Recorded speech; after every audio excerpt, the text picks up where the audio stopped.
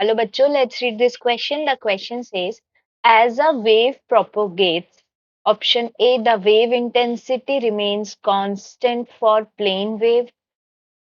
Wave intensity decreases as the inverse of the distance from the source for spherical wave.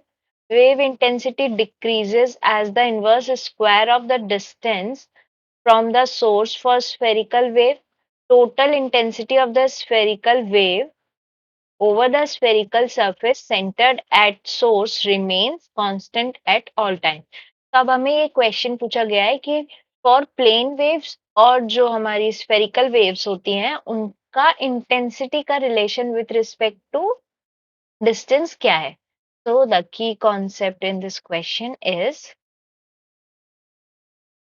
for plane waves. सबसे पहले हम plane waves को समझते हैं. For plane waves, the wave does not have any radial dependence. इसका मतलब ये होता है कि हमारी जो प्लेन वेव्स होती हैं वो रेडियल डिस्टेंस पे डिपेंड नहीं करती हैं. इसका मतलब उनकी जो इंटेंसिटी होगी वो क्या होगी, थ्रू आउट द डिस्टेंस हमेशा क्या रहेगी, कांस्टेंट रहेगी. Therefore the plane wave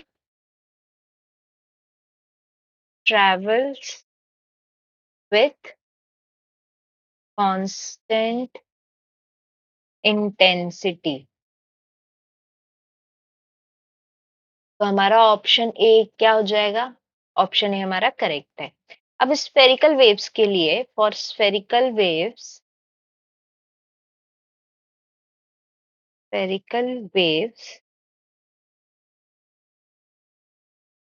we know that the power in wave is carried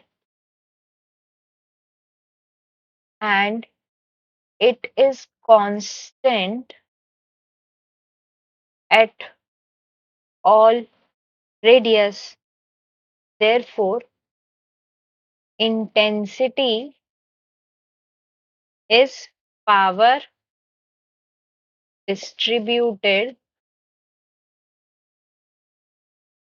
over the spherical surface area. मतलब कि हमारा जो इंटेंसिटी होता है वो क्या होता है, P डिवाइडेड बाय 4πr². मतलब कि इंटेंसिटी हमारी क्या होगी, it is inversely proportional to square of the radius. तो ऑप्शन सी बी अगर हम देखते हैं तो ऑप्शन बी में ये बोल रहे हैं कि wave intensity decreases as the inverse of distance. Inverse नहीं है हमारा, यहाँ पे स्क्वायर ऑफ इनवर्स मतलब स्क्वायर ऑफ डिस्टेंस है, इसलिए हमारा ऑप्शन बी तो गलत हो गया. अब ऑप्शन सी में क्या है, wave intensity decreases as inverse square. हाँ, इनवर्स स्क्वायर राइट है, तो ये ऑप्शन सी हमारा करेक्ट हो गया.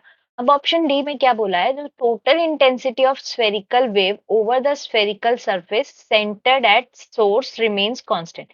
अब इसको हम डायग्राम से समझते हैं कि अगर हमारे पास एक ये स्फेरिकल सरफेस है और सेंटर पे हमारा सोर्स है, तो यहाँ सेंटर से सरफेस तक का जो रेडियस रहेगा या डिस्टेंस रहेगा वो ईच एंड एवरी पॉइंट पे हमारा सेम रहेगा, क्योंकि ये radial distance and radius is constant.